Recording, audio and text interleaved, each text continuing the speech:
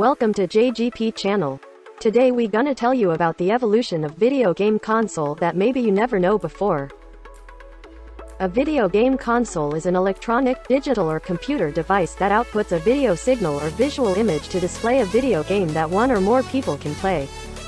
The term, video game console, is primarily used to distinguish a console machine primarily designed for consumers to use for playing video games, in contrast to arcade machines or home computers. First generation. The first video games appeared in the 1960s. They were played on massive computers connected to vector displays, not analog televisions. Ralph H. Baer conceived the idea of a home video game in 1951. In the late 1960s, while working for Sanders Associates, Baer created a series of video game console designs.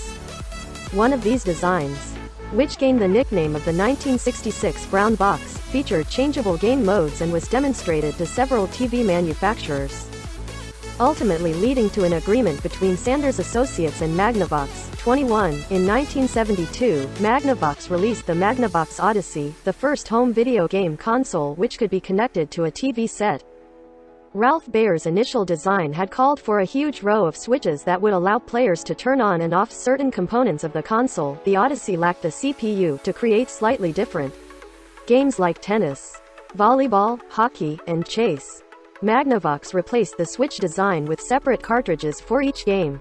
Although Baer had sketched up ideas for cartridges that could include new components for new games, the carts released by Magnavox all served the same function as the Switches and allowed players to choose from the Odyssey's built-in games. Magnavox presents Odyssey, the electronic game of the future. Odyssey easily attaches to any brand TV, black and white or color, to create a closed-circuit electronic playground.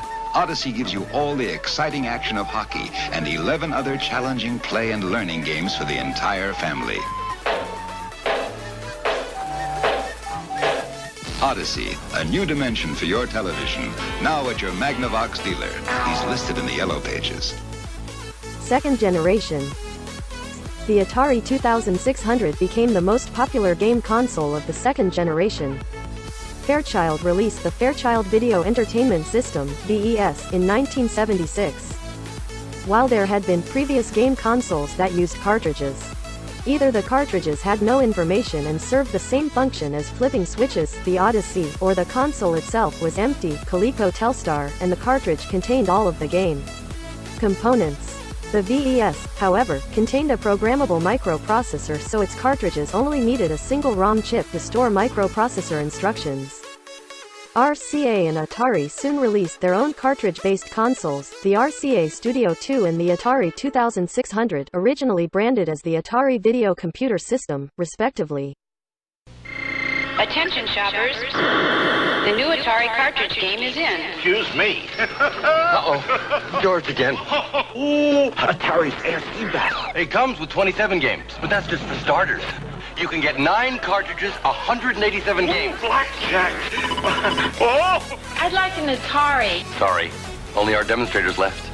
Mine! No, George. Mine. The new video computer system by Atari. More games, more fun. Third generation. In 1983, Nintendo released the Family Computer, or Famicom, in Japan. The Famicom supported high-resolution sprites, larger color palettes, and tiled backgrounds. This allowed Famicom games to be longer and have more detailed graphics. Nintendo began attempts to bring their Famicom to the US after the video game market had crashed. In the US, video games were seen as a fad that had already passed.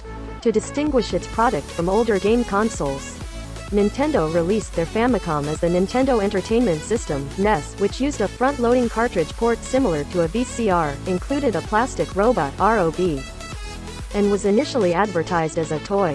The NES was the highest-selling console in the history of North America and revitalized the video game market. Mario of Super Mario Bros. Became a global icon starting with his NES games. Nintendo took a somewhat unusual stance with third-party developers for its console.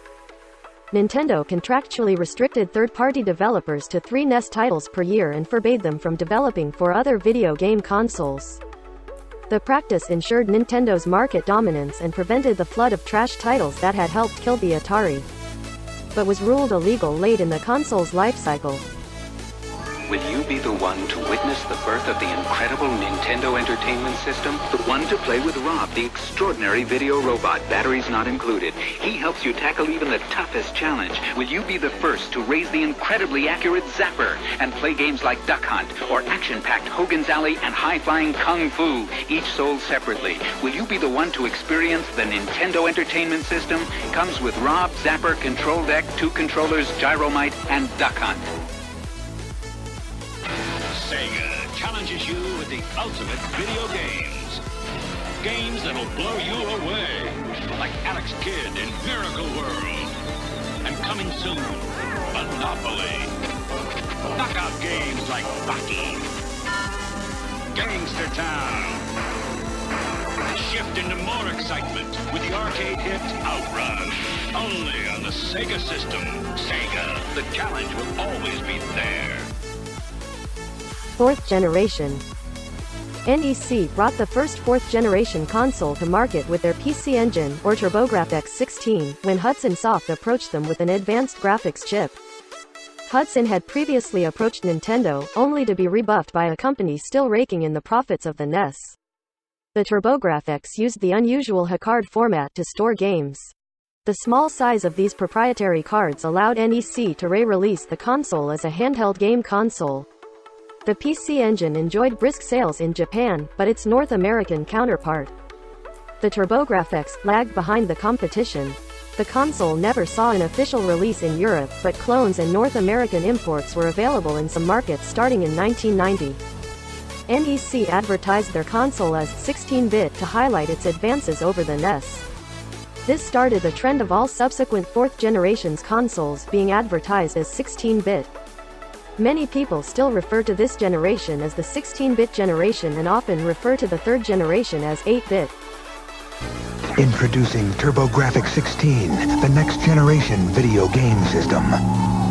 It's 4 times faster, so the games are more exciting. There are almost 10 times as many colors, so the arcade quality graphics are even more intense. And you can expand your system with a CD player for CD games with sound effects that are turbocharged. TurboGrafx 16 from NEC, the higher energy video game system. On Earth, a scientist creates the ultimate machine. At last! A machine that will give him the power to journey into the mega world. With thousands of colors, 16-bit graphic technology, and 10-channel mega stereo sound. The most advanced video game system in the universe. Yes! Mega Drive from Sega.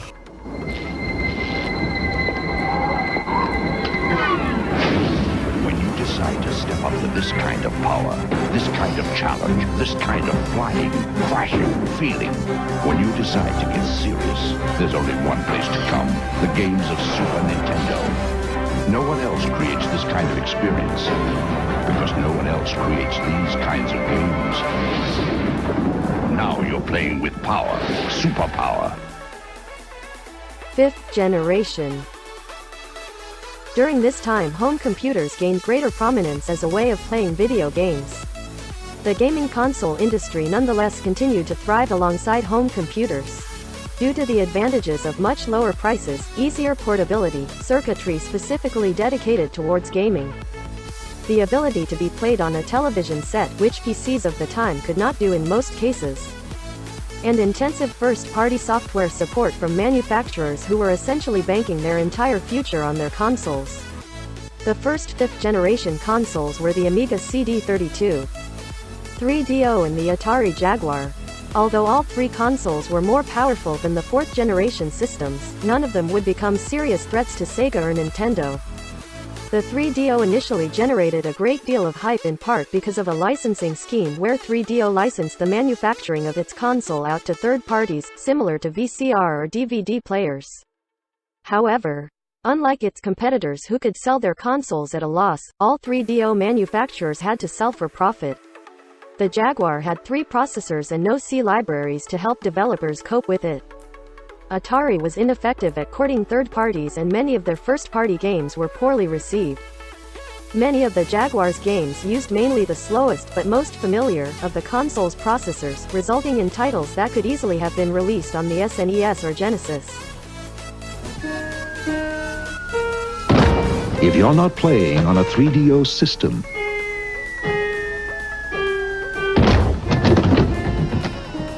what are you playing with? Presenting 3DO, the most advanced home gaming system in the universe. It's time to put away your toys. Get a free John Madden Football and Crash and Burn when you buy a 3DO system. Who gives you raging arcade gameplay? Who gives you the most authentic sports games? Who gives you a game that lets you fly? And who gives you access to the internet on your TV? Play games, surf the net, only on Sega Saturn. Reload!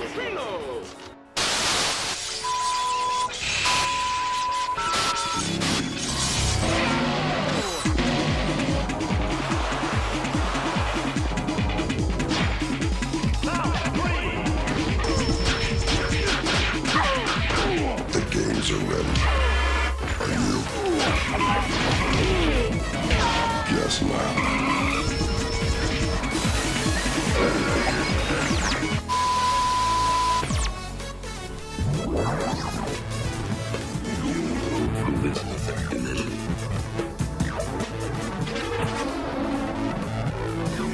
Who is in control?